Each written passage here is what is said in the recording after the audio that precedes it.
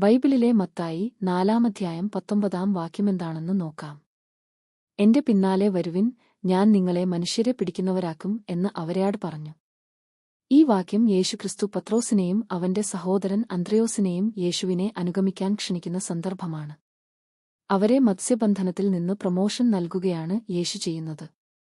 ഈ വാക്യത്തിൽ ഞാൻ ഒരു വാക്കും കൂടി ചേർക്കുവാൻ ആഗ്രഹിക്കുന്നു. അത് ഇങ്ങനെയാണ്: എന്റെ പിന്നാലെ വരുവിൻ, ഞാൻ നിങ്ങളെ മനുഷ്യരെ ചേർത്തു പിടിക്കുന്നവരാക്കും എന്ന്. നമ്മുടെ കൈയിൽ ഏതൊരു സാധനവും വീണ് പോകാതിരിക്കാൻ ചേർത്തു പിടിക്കും, അല്ലെങ്കിൽ കൂട്ടിപ്പിടിക്കും, അല്ലെങ്കിൽ മുറുകെ പിടിക്കും.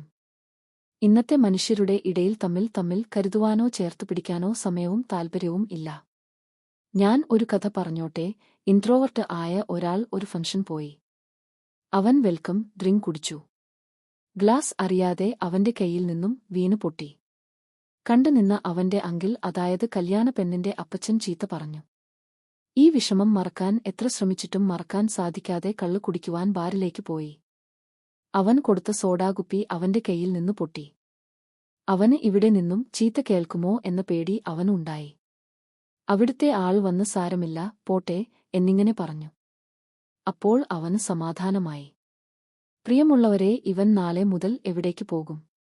ഒരു സംശയവും വേണ്ട, അവൻ നാളെ മുതൽ കുടിയന്മാരുടെ ഗാങ്ങിലേക്ക് പോകും. അങ്ങനെ അവൻ നശിക്കും. ഈ കല്യാണ സ്ഥലത്ത് അവന്റെ അങ്കിൾ കുഴപ്പമില്ല എന്ന് പറഞ്ഞിരുന്നുവെങ്കിൽ അവൻ നശിക്കുമോ? ഇല്ല. പൊട്ടിയത് പൊട്ടി. ഇനി ചെയ്യരുതെന്ന് പറഞ്ഞിരുന്നുവെങ്കിൽ അവൻ നശിക്കില്ലായിരുന്നു. അല്ലെങ്കിൽ അവനെ ചേർത്ത് പിടിക്കാമായിരുന്നു.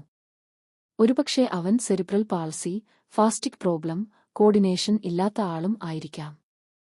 ഇങ്ങനെ ഓരോരുത്തരുടെയും സാഹചര്യങ്ങൾ മനസ്സിലാക്കിയാൽ ചേർത്ത് പിടിക്കാൻ സാധിക്കും. ഞാനൊരു പാപിയാണെന്ന് ചിന്തിക്കുകയും ദൈവത്തിനെതിരെ പ്രവർത്തിക്കാതെ ആത്മീയതയ്ക്ക് പ്രാധാന്യം കൊടുത്ത് ദൈവത്തെ പരീക്ഷിക്കാതെ മറ്റുള്ളവരെ ബഹുമാനിക്കുകയും അവരെ ചേർത്ത് പിടിക്കുകയും ചെയ്യുക. ഒരു വ്യക്തി പാസ്റ്ററോ, സുവിശേഷകനോ, മിഷണറിയോ, എഴുത്തുകാരനോ, ഉപദേഷ്ടാവോ, ശുശ്രൂഷകനോ, സഭാവിശ്വാസിയോ ആയിരിക്കാം. എന്നാൽ മറ്റുള്ളവരെ ക്രിസ്തുവിലേക്ക് കൊണ്ടുവരുവാൻ അവൻ യഥാർത്ഥത്തിൽ ശ്രമിക്കുന്നില്ലെങ്കിൽ ദൈവത്തിനു വേണ്ടിയുള്ള അവന്റെ കർത്തവ്യം അവൻ നിറവേറ്റുന്നില്ല.